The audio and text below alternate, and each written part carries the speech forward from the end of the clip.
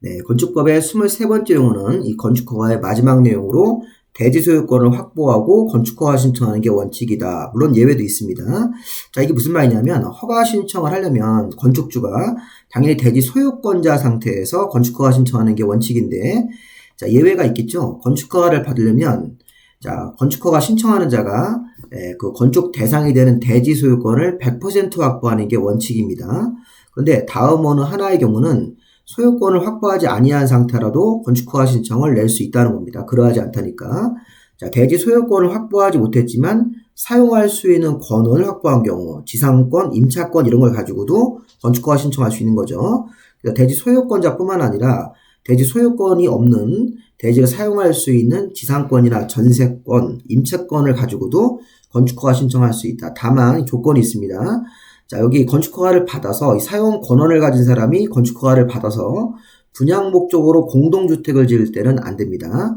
자, 분양 목적의 공동주택인 아파트나 연립을 지어서 분양하려면 항상 소유권을 가지고 건축허가 신청을 내는 겁니다. 자, 두 번째는 공유입니다. 공유.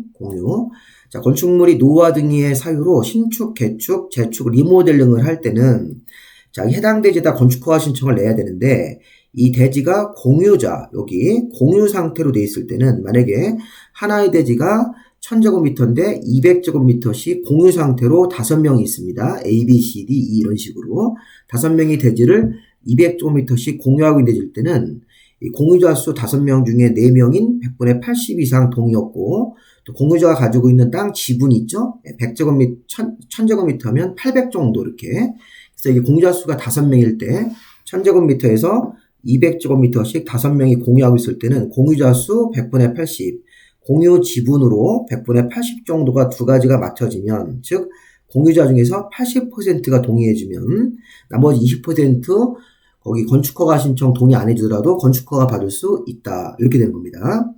자, 세 번째.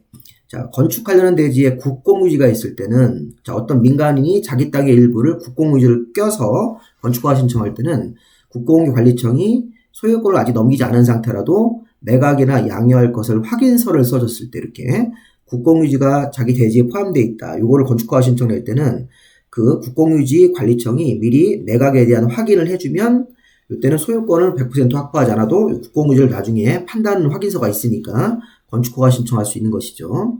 그리고 집합건물, 우리 민법의 민사특별법상 집합건물 소유 관리해가는 법률에 따라서 이 30세대 미만의 공동주택 같은 것들에 대해서 공용부분 변경할 때 요 결의, 요게 이제 5분의 4죠. 여기 보시면 집합건물, 자, 민사특별법상 집합건물입니다. 30세대 미만의 공동주택. 자, 30세대 이상이면 주택법이니까 30세대 미만의 공동주택은 집합건물법에 따라서 여기 공용부분 변경에 관한 건축허가를 낼 때 그 입주자들의 결의가 5분의 4 이상만 나오면 되죠. 재건축 결의 같은 경우도 이렇게 나왔을 때는 100% 소유권이 없더라도 공용부분 변경에 대한 허가, 집합 건물에 대한 재건축에 대한 그런 건축허가 신청을 낼 수 있습니다. 자, 그리고 이 매도 청구는 뭐냐면 아까 공유자 중에서 100분의 80 정도 확보하고 건축허가를 받은 사람이 건축허가 받고 나서 공사에 착공이 들어갈 때는 여기 나머지 100분의 20에 대해서 매도 청구를 해가지고 그 땅을 마저 확보하는 겁니다. 자, 좀 전에 건축허가를 받은 사람 중에 자, 건축주 100분의 80 이상 동의받은 사람도 있었죠. 공유 상태의 토지에서. 그래서 공유자 100분의 80 정도 이상만 동의가 나오면 그러면 그 대지의 공유자가 건축허가를 받고 나서 동의하지 아니한 공유자가 100분의 20짜리가 있었습니다.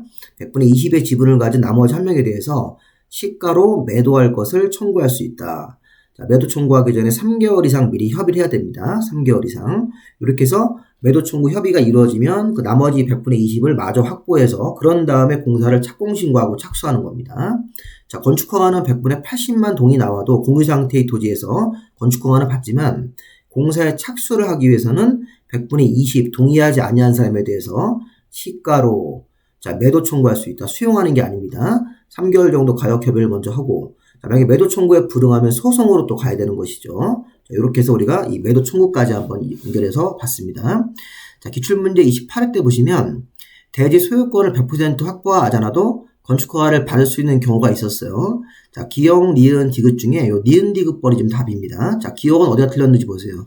자, 분양 목적으로 공동주택을 지을 때는 자, 대지를 사용할 수 있는 권한을 가진 사람이 건축허가 신청을 낼 수가 없죠. 대지 사용할 수 있는 권한만 가지고 건축허가 신청할 때는 이런 케이스는 뺐지 않습니까? 제외이기 때문에. 그래서 이건 당연한 겁니다.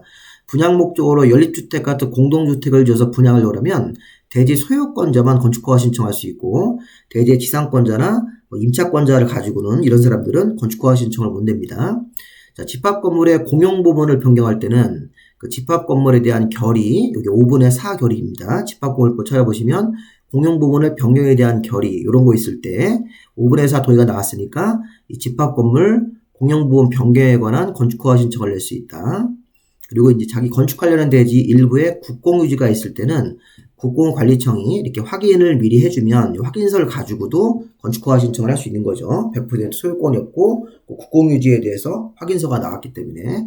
자, 니은 디귿이 옳은 경우로 이게 4번이 정답이겠습니다. 자, 이렇게 해서 마무리하겠습니다. 자, 핸드폰 번호 제 건데 제 거로 이메일 만약에 보내주시면 제가 공법 기출문제 자료하고 요약집 자료 같은 거 보내줄 수 있으니까 파일 형태로 받아서 공부에 활용하시면 좋겠습니다. 자, 여기까지 마무리하고, 자, 수고하셨습니다.